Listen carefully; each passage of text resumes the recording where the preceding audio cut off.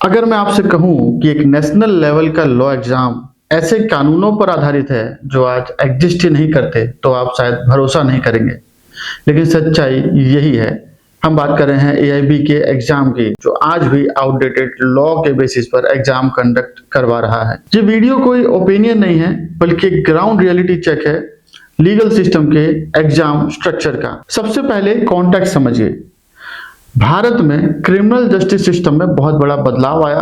2023 में 3 बड़े कानून बदल दिए गए, जिसमें भारतीय न्याय संहिता, भारतीय नागरिक सुरक्षा संहिता और भारतीय साक्ष्य अधिनियम, इन तीनों को लागू कर दिया गया।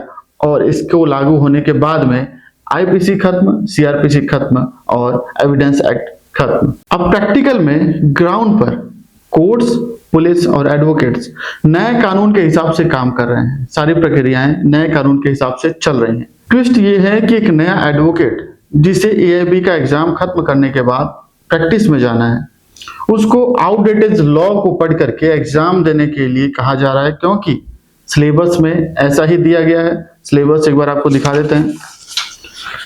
इससे पहले जो सिलेबस था, जो कि डेट 27 सितंबर 2025 को रिलीज किया गया था, इसमें भी पुराने क्रिमिनल लॉज को भी रखा गया था, नए क्रिमिनल लॉज को भी रखा गया था। लेकिन अब जो अगले एग्जाम के लिए सिलेबस दिया गया है 2026 में, मार्च 2026 में, उसमें भी कोई भी जहमत नहीं उठाई गई है। सिलेबस को एज इट इज रखा गया है। पुराने लॉज को भी पढ़ना है और नए क्रिमिनल लॉज को भी पढ़ना है। तो बेसिकली नए को पढ़ना तो जाहिर सी बात है, ये समझ में आती है, लेकिन पुराने क्रिमिनल लॉज को अब पढ़ना कहीं भी हजम नहीं होती है। अब समस्या यहाँ पर क्या आती है? समस्या ये आती है कि ग्राउंड रियलिटी ये है कि जो स्टूडेंट्स हैं वो बहुत ज्यादा कंफ्यूज हैं। हमसे भी बहुत सारे लोग प्रश्न करते हैं, और कंफ्यूजन उनका बेसिकली ये है कि जब जो लॉज आउटडेटेड हो चुके हैं तो उनका एग्जाम कराने का क्या मतलब है। अननेसेसरी ये स्टूडेंट्स पर बर्डन पड़ता है, और ऐसा बर्डन तब भी समझ में आता है जब इसका कहीं यूज हो।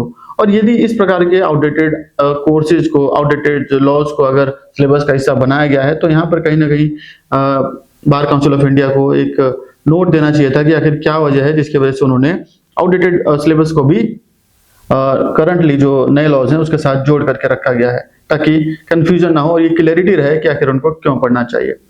अब इसमें जो कंफ्यूजन है वो स्टूडेंट्स ये कहते हैं कि सर, हमें तो प्रैक्टिस करनी है, वो नए लॉज के हिसाब से करनी है, तो एग्जाम में हमें ओल्ड सिलेबस क्यों पढ़ाया जा रहा है? हमें अननेसेसरी उस चीज को लेकर के बर्डन फील हो रहा है।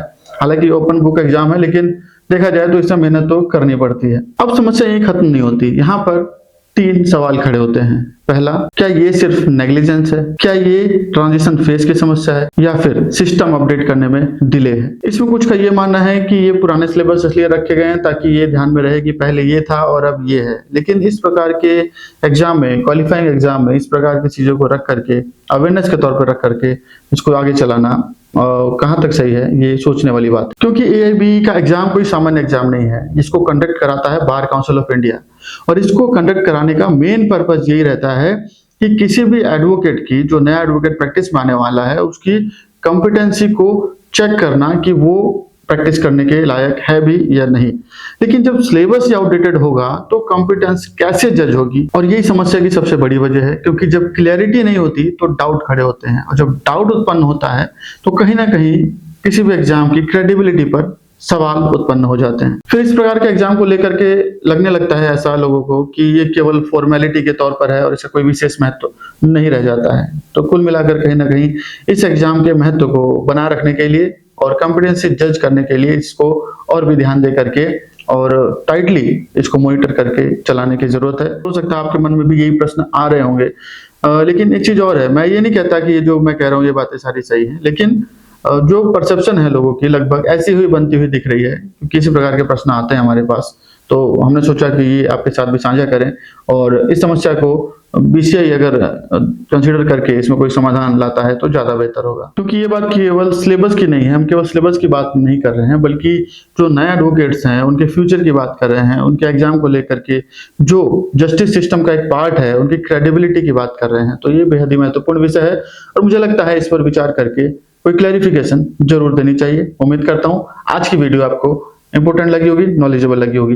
एक बात और बता दें, एआईबी एग्जाम को क्रैक करने के लिए आपको कैसे तैयारी करनी है, किस प्रकार आपको अपनी स्ट्रेटेजी बनानी है, उसके लिए कंप्लीट वीडियो मैंने ऑलरेडी बनाया हुआ है। उसको आप देखें, समझें, ताकि सिंगल अटेम्प्ट में आप इतने बड़े सिलेबस को भी क्रैक कर सकें।